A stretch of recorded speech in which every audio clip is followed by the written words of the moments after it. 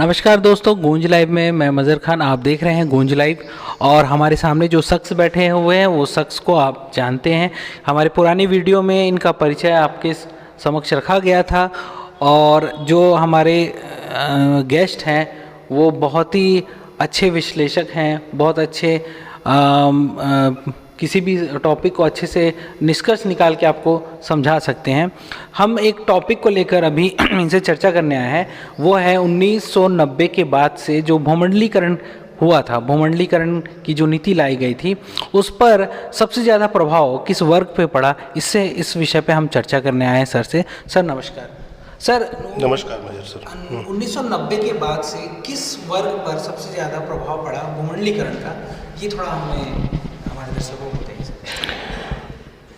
दरअसल भूमंडलीकरण का प्रभाव या वैश्वीकरण का जो प्रभाव है वो भारतीय समाज के सभी वर्गों पर पड़ा है उसका, और कोई वर्ग छोटा नहीं है। लेकिन अगर सबसे ज़्यादा किसी वर्ग पर प्रभाव पड़ा है, बहुत ज़्यादा पड़ा है, चाहे वह शिक्षा के स्तर पर हो, स्वास्थ्य के स्तर पर हो, या रोज़गार के स्तर पर हो, या मूलभूत ज़रूरतों के हिसाब पर मतलब स्तर पर हो, तो सबसे ज़्यादा प्रभाव जो है वो भारत का जो निम्न मध्य वर्ग है और जो निम्न वर्ग है उस पर सबसे ज़्यादा प्रभाव जो है इस नई आर्थिक नीति का पड़ा है 90 के बाद की। सर ये पूछना चाहते हैं कि ये जो प्रभाव है ये किस प्रकार से पड़ा और कैसे प्रभाव पड़ा, ये थोड़ा आप बताएंगे। असल में मजर जी, जब 90 के बाद वैश्विक नीति आती है, आर्थिक नीति आती है, ग्लोबलाइजेशन आता है, तो ये ग्लोबलाइजेशन एक अवधारणा लेके आया, विश्व कल्याण की अवधारणा कि मुक्त बाज़ार की व्यवस्था होगी और उसके साथ सारे विश्व का कल्याण होगा, सारे विश्व में की जो स्तर है वह सुधरेगा, इस अवधारणा के साथ आता है। और भारत में ये माना गया कि जो पूंजी है उसका निवेश होगा, यहाँ पे विदेशी पूंजी का निवेश होगा, तो पूंजी के निवेश से नए नए कारखाने, उद्योग लगेंगे, और उद्योग लगने के साथ साथ जो है ढांचागत निर्माण है जिसको हम इंफ्रास्ट्रक्चर कहते हैं, वो भारत में इंफ्रास्ट्रक्चर या ढांचागत निर्माण में भी वृद्धि होगी। तो नए फैक्ट्रियों के लगने से, ढांचागत निर्माण की गति में बढ़ने से रोज़गार के कई अवसर खुलेंगे और रोज़गार की समस्या दूर होगी, और इस तरह से भारत की जो विकास दर है वह बढ़ेगी, वृद्धि दर बढ़ेगी, उसकी विकास दर बढ़ेगी। ये सारी चीज़ें सोचकर जो है भूमंडलीकरण जो है आता है। सर मैं ये बीच में एक बात पूछना चाहता हूँ आपसे कि जो भूमंडलीकरण का जो कॉन्सेप्ट था, जो अवधारणा थी, ये सिर्फ भारत के लिए नहीं था, ये पूरे विश्व के लिए था। और जो विश्व के बहुत सारे ऐसे देश हैं जहाँ पर भूमंडलीकरण को लाने का प्रयास किया गया, भारत इसमें कैसे आ गया, इसके बारे में हम जानना चाहेंगे। भारत कैसे अपनी किन परिस्थितियों में ये भूमंडलीकरण के अंतर्गत आया, ये बताइएगा सर। दरअसल वैश्विक जो करण है वो एक अंतर्राष्ट्रीय नीति है, ग्लोबलाइजेशन को कहते हैं, और ये पूरे विश्व में एक तरह से खुला, मतलब कि सब जगह बाज़ार को खोल दिया जाए, कहीं भी किसी तरह के सरहदें ना हो, बाउंडेशन ना हो, और सब खुलकर व्यापार करें और एक दूसरे के साथ निवेश करके, व्यापार करके अपना देश विकास करें, एक दूसरे को सहयोग करके, आर्थिक सहयोग करके, बाज़ार के माध्यम से विकास करें। इस अवधारणा के साथ चीज़ें आई थी। सर तो पहले क्या सरहदों के पार जाना मुश्किल था या ऐसा कोई बैरियर था? पहले का जो दौर था वो, उसके बारे में बताएंगे सर। दरअसल भूमंडलीकरण का जो कॉन्सेप्ट है बहुत पहले से चल रहा था, लेकिन बहुत पहले से चल रहा था, लेकिन उसको कब से चल रहा था सर? ये मुझे लगता है कि 1900 के आसपास से ही ये सारी चीज़ें शुरू हो गई थी। लेकिन इसमें कई तरह के संकट थे, उसके डिटेल में मैं नहीं जाना चाहूँगा। उसमें क्या बोलते, द्वितीय विश्व युद्ध ले लें, वह भी एक द्वितीय विश्व युद्ध, और सारी चीज़ें बैरियर थे, वो कहीं ना कहीं सरहदों का मसला था, और उस तरह से हम अपनी सरहदों को बाज़ार के लिए, व्यापार के लिए खोल नहीं पा रहे थे। लेकिन बाद में समय धीरे धीरे बदलता चला गया और फिर स्थितियाँ इस तरह से निर्मित हुई कि उन सरहदों को छोड़ा गया, और नेट, खासकर जब इंटरनेट आ गया, सूचना प्रौद्योगिकी जब आ गई, तो सरहदों को पार करके तकनीक के माध्यम से व्यापार की स्थिति बहुत अच्छे से निर्मित हो सकती थी, यह व्यवस्था हुई। और आप देखते हैं कि ये पूरा जो बाज़ार है वो इसी मतलब तकनीक पर टिका हुआ है। तो उसको इंटरनेट के माध्यम से आजकल सारी चीज़ें को किया जा रहा है। तो भारत में जब ग्लोबलाइजेशन आया, भूमंडलीकरण आया, लोगों ने, आप जैसे बता रहे कि बहुत सारे एक्सपेक्टेशन थे आगे बढ़ने के, लेकिन उसका जो प्रभाव है इन निम्न वर्ग पर क्या पड़ा, कैसे पड़ा, ये आप बता रहे थे कि इन पर क्या प्रभाव पड़ा सर? असल में हुआ ये कि हम लोग ने, भारत ने ये सोचा कि भाई निवेश होगा और नए कारखाने खुलेंगे। तो हुआ ऐसा नहीं है, बल्कि हुआ ये कि जो विदेशी कंपनियां थी उन्होंने यहाँ की कंपनियों में शेयर ले लिया और शेयर लेते लेते धीरे धीरे पार्टनर बन गए। उन्होंने अपने पैसा भी नहीं लगाया, बल्कि यहीं के बैंकों से उन्होंने अन्य बैंकों के कई तरीके से स्रोत से यहीं के बैंक से पैसे निकाले और धीरे धीरे करके जिन उद्योगों में ये पार्टनर बने, उन उद्योगों को फिर इन्होंने अपने कब्जे में ले लिया या अंडर ले लिया, उनके मालिक बन गए। और उसके बाद वो जो है क्या बोलते, स्वाभाविक है जब उनको मुनाफा चाहिए तो मुनाफे के लिए फिर उन्होंने छटनी शुरू किया, स्वैच्छिक सेवानिवृत्ति ये सारी चीज़ें चालू की। तो जिनकी नौकरियां थी वह भी ख़त्म हुई और इसी तादाद में कई जो कंपनियां थी, कारखाने थे, वो बंद हुए। खासकर दिल्ली के जो क्षेत्र में हम गुड़गांव ले लें या क्या बोलते मेरठ ले लें या अलवर ले लें, उस तरह का जो क्षेत्र है, फैज़ाबाद या गाज़ियाबाद जैसे जगहों में काफ़ी तादाद में जो है फैक्ट्रियां बंद हुई। तो इस तरह से देखें तो बहुत सारे भारत में कई तरह की जो कंपनियां थीं वो ग्लोबलाइजेशन के आने के बाद बंद हुई हैं और जिसके कारण रोज़गार जो था वो रोज़गार भी लोगों से छीन लिया गया। हाँ, तो रोज़गार के अवसर उपलब्ध होने की जगह बेरोजगारी में वृद्धि ज़्यादा बढ़ गई। दूसरी बात यह है कि अगर कोई बेरोजगार होता है तो उसके परिवार उसका प्रभाव उसके परिवार में तो पड़ता ही पड़ता है। इसके अलावा जो छोटे व्यापारी हैं जिनसे वो अपने रोज़मर्रा के जीवन के सामान खरीदते हैं, सामग्री खरीदते हैं, जीवन चलता है, वह परचून के दुकानों में भी अब वो खरीद नहीं पाते। वो राशन की दुकानों में भी, छोटे छोटे राशन के जो मोहल्ले में रहते हैं, अब उसके पास आय नहीं है, पैसे नहीं है, तो स्वाभाविक है वो वहाँ से खरीदेगा नहीं खरीद पाएगा। तो वो जो छोटे व्यापारी हैं उनके लिए भी आय का संकट मतलब बढ़ गया एक तरह से। और कई लोग फिर देखिए रोजगार के अवसर में एक शहर से दूसरे शहर पलायन करना चालू हो गए। तो पलायन जो कर रहे हैं, तो सर मैं एक चीज़ पूछना चाहता हूँ, मतलब कहीं ना कहीं रोजगार यहाँ पर इफ़ेक्ट हुआ, तो ये जो मध्यम वर्ग हैं इन पर जो शिक्षा का क्या प्रभाव पड़ा, ये थोड़ा बताइएगा सर। देखिए, ऐसा है कि निजीकरण, या आप देखे होंगे कि बहुत तेज़ी से 90 के बाद बहुत सारे प्राइवेट स्कूल खुले और सरकारी स्कूल बंद होने के, कई सरकारी स्कूल बंद हो गए। देखते देखते हम जिन स्कूलों में पढ़े हुए स्कूल सारे बंद हो गए। तो स्वाभाविक है कि निजी जो स्कूल हैं जो बढ़े, तो उनकी फ़ीस भी आप जानते हैं कि बहुत ज़्यादा है। तो जिस व्यक्ति के पास, जो निम्न वर्ग है, जिसके पास रोजगार नहीं है, आय का साधन नहीं है, ठीक है, वो व्यक्ति अपने बच्चों को इतनी ऊंची फीस दे के कैसे पढ़ा पाएगा, ये सोचने की ज़रूरत है। संभव नहीं है। दूसरी बात, सरकारी स्कूलों की स्थिति आप देख ही रहे हैं किस तरह से वो ख़राब होते जा रहे हैं। तो वहाँ भी उसको पढ़ाने का कोई अर्थ नहीं रह जाता। तो ऐसी स्थिति में हो ये रहा है कि वो बच्चों को पढ़ाने की जगह में, क्योंकि बच्चे की शिक्षा तो हो नहीं पा रही, तो बच्चों को अब वो अपने साथ काम पे लगा रहे हैं। काम पे लगा रहे हैं क्योंकि आप देखेंगे कि जितने लोग बेरोजगार हुए, रोजगार जिनके पास नहीं है, वो कहीं गुमटी लगा रहे हैं, कहीं रिक्शा चला रहे हैं, तो कहीं दिहाड़ी में काम कर रहे हैं, कहीं मजदूर बन गए हैं, तो कहीं पे रेत उठा रहे हैं, कहीं गिट्टियाँ उठा रहे हैं, कहीं ईंट उठा रहे हैं, तो कहीं फेरी वाले बन गए हैं, है ना। तो जिनके रोजगार छिन गए हैं वो कुछ भी करने के लिए मजबूर हैं, अपना आय का स्रोत के लिए, है ना, अब जीना है, तो वो कुछ भी कर रहे हैं, रिक्शा चला रहे हैं, ये तमाम चीज़ें कर रहे हैं। तो आप बताइए कि उनकी आय कितनी होगी? इतनी ज़्यादा तो आय नहीं है, बहुत कम है। वो अपनी मूलभूत ज़रूरतों को भी पूरा नहीं कर पा रहे हैं, ऐसी स्थिति है। और ऐसी स्थिति में किसी भी ऊंचे स्कूल में ऊंची फीस देकर अपने बच्चों को कैसे पढ़ाएंगे? नहीं पढ़ा पाएंगे। तो कहीं ना कहीं बच्चे जो हैं वो बाल मजदूर की तरफ, बिल्कुल बिल्कुल बिल्कुल, इसमें कोई दो राय नहीं है कि भाई उनको अब जीना है। आप ये भी देखिए कि जहाँ रोजगार के अवसर घटे हैं, वहीं जो श्रम की जो आय है वह भी कम हो गया है। अब आपको कल से बहुत सस्ते दामों में श्रमिक मिल जाएंगे।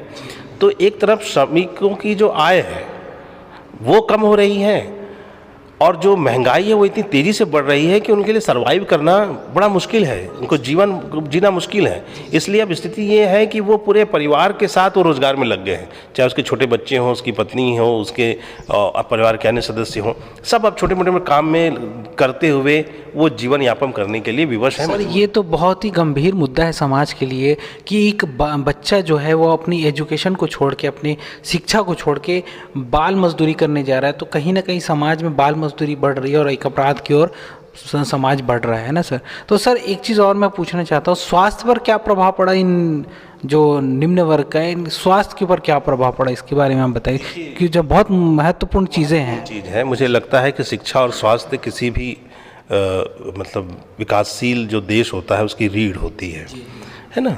तो मुझे लगता है कि वो बहुत उस पर ज़्यादा फोकस करना चाहिए, शिक्षा और कहते स्वास्थ्य पर।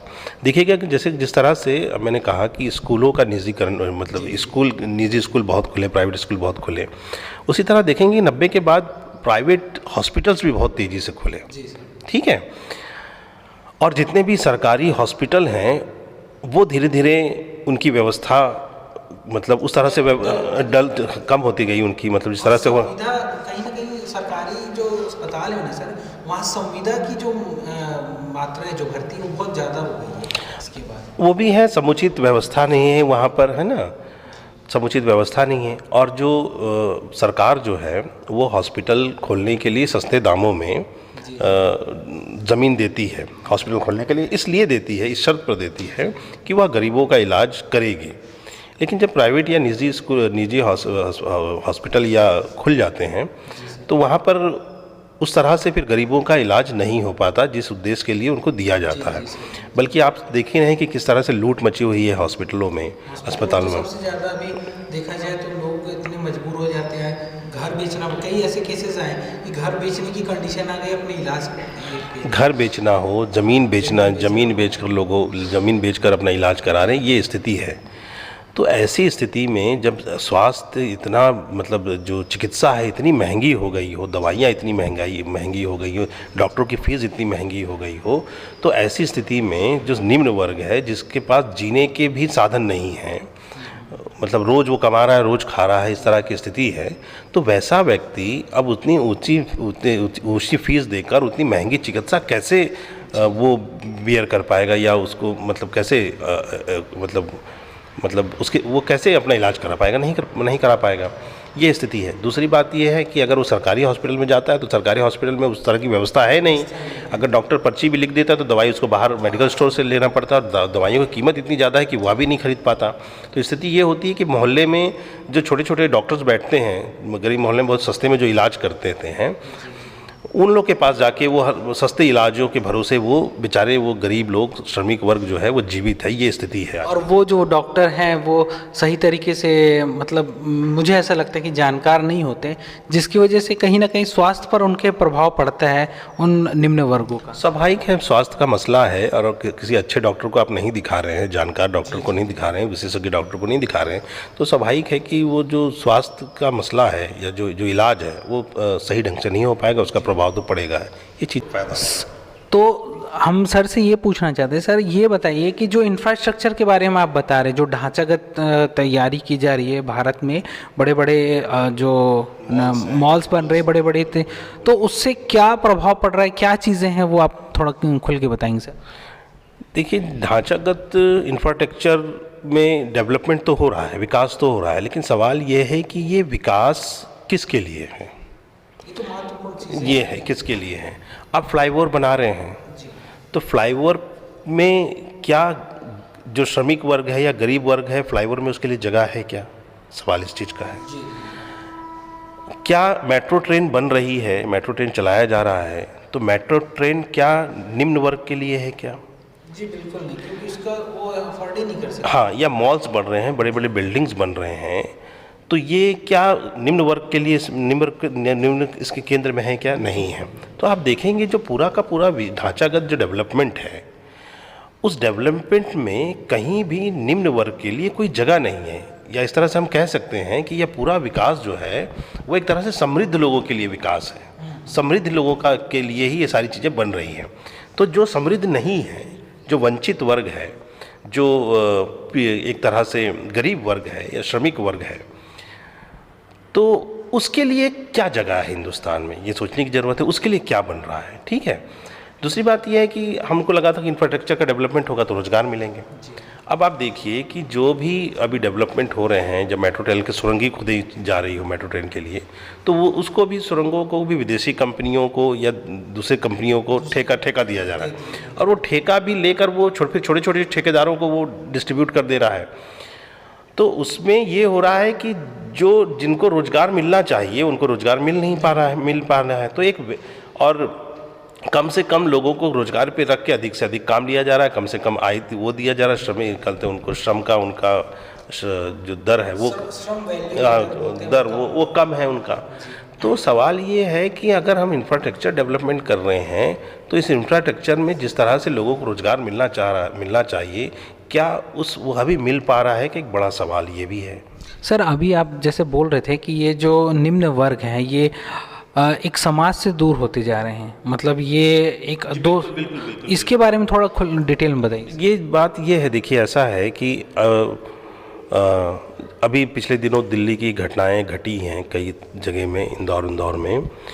तो वहाँ पे ऐसा है कि जो झुग्गी झोपड़ियाँ थी, मतलब 400 हेक्टेयर मेरे ख्याल से ज़मीन जो है वो झुग्गी बस्तियों के लिए रिज़र्व रहती है ना, कि वहाँ पे गरीब लोग रहेंगे करके। लेकिन क्या बोलते, सौंदर्यीकरण के नाम पर, फ्लाईओवर के नाम पर, पुलों के नाम पर, इन सारी चीज़ों के नाम पर झुग्गी बस्तियों को वहाँ से उजाड़ दिया जा रहा है, और उजाड़ के उन्हें शहर से बाहर वहाँ ले जाके उनको छोड़ दिया गया है, जहाँ ना पानी की सुविधा है, ना शौचालय की सुविधा है, ठीक है, ना बिजली की सुविधा है, ऐसे ले जाके वहाँ छोड़ दिया गया है।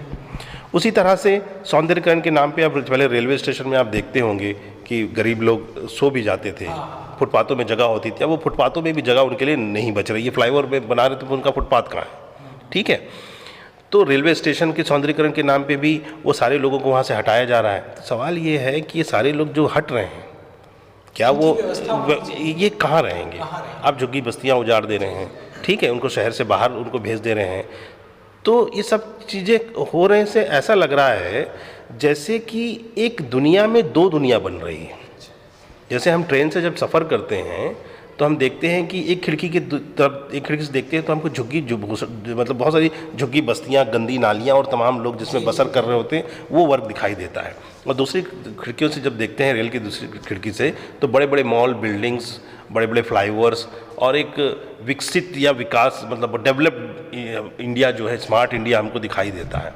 तो मुझे लगता है कि जिस तरह से 90 के बाद जिस तरह से महंगाई और जिस तरह से बेरोजगारी और जिस तरह से नीतियां बन रही हैं, इन सारी नीतियों के, अगर प्राइवेटाइजेशन को कहेंगे, निजीकरण कहेंगे, इन सारे चीज़ों को देखकर ऐसा लग रहा है कि धीरे धीरे जो है गरीबी की खाई भारत में लगातार बढ़ते चले जा रही, बढ़ते चले, एक दीवार खड़ी हो जाती है। बिल्कुल बिल्कुल। और इस दीवार के पीछे एक दूसरा वर्ग है और एक दीवार के पीछे बिल्कुल, दूसरा वर्ग है। बिल्कुल। एक बंटवारे की तरीके से एक चीज़ें, आपकी जो कल्पना है बहुत एक बात ये भी है कि मतलब बाज़ार जो है वो बाज़ार उनके लिए है ये, क्योंकि ये बाज़ारवादी समय है, और बाज़ार केवल उन पर निर्भर होता है जिनके पास कंज्यूमर होने की ताकत रखते हैं या उपभोग करने की क्षमता होती है जिसमें।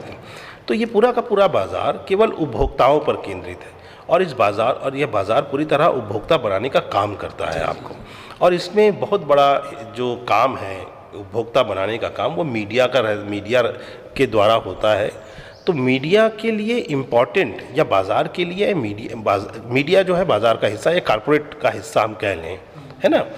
तो उसके लिए जो सबसे बड़ा जो उपभोक्ता वर्ग है वह मिडिल क्लास है या समृद्ध वर्ग है, ठीक है। सर ये तो बहुत लंबा चर्चा है। नहीं, मैं एक बात इसमें कि उपभोक्ता वर्ग जो आप बता रहे हैं, इसमें कि एक डिटेलिंग आपको फिर बतानी पड़ेगी कि उसमें किस तरीके से वो लोग इसमें आते हैं और अपने आप को किस तरीके से इन्वॉल्व करते हैं, सारी चीज़ें बतानी पड़ेंगी। इस पर हम लोग बाद में विस्तार से चर्चा कर लेंगे। मैं एक बात बता रहा हूँ, ये कहने की कोशिश कर रहा हूँ सिर्फ कि ना तो बाज़ार में निम्न वर्ग की कोई जगह है और ना ही मीडिया में ही निम्न वर्ग के लिए कोई जगह है। मतलब उन लोगों के लिए कहीं जगह कोई जगह नहीं। समाज में जगह है ना, मीडिया में ना बाजार हाँ, क्योंकि वो कंज्यूमर नहीं है, जी जी उनके पास किसी भी चीज़ को खरीदने की क्षमता नहीं है, इसलिए वो इस बाजारवादी समय से बाहर है। ठीक है, ये स्थिति है। तो एक तरह से हम कह सकते हैं कि ये जो धीरे धीरे जो निम्न वर्ग है वह धीरे धीरे इसकी संख्या लगातार, आंकड़े लगातार बढ़ते जा रहे हैं और धीरे धीरे हमारे समाज से बाहर होते जा रहे हैं। इसको और समझ आप इसको इस तरीके से देख सकते हैं कि शहर के बाहर वो लोग आपको दिखेंगे और समाज में भी ऐसे लोग दिखेंगे जो कि समाज से कटे हुए आपको देखने को मिल सकते हैं। तो ये तो हमारे सर के समीक्षा, और ये बहुत अच्छे समीक्षक हैं, और समाज, ये जो समाज की जो गंभीर जो समस्या है, एक आने वाली भविष्य के लिए जो संकेत है उनके बारे में समीक्षा की है, उन्होंने बताया। तो ये थे हमारे डॉक्टर अंजन कुमार कल्याण महाविद्यालय से, और इसी तरीके से हम और भी चर्चा करेंगे, और भी टॉपिक पे इनसे डिस्कस करेंगे। बहुत सारे हैं बातें करने के लिए। आज के लिए हमें इजाज़त दीजिए, मैं आपसे इजाज़त चाहता हूँ गूंज टाइम से। नमस्कार। नमस्कार सर।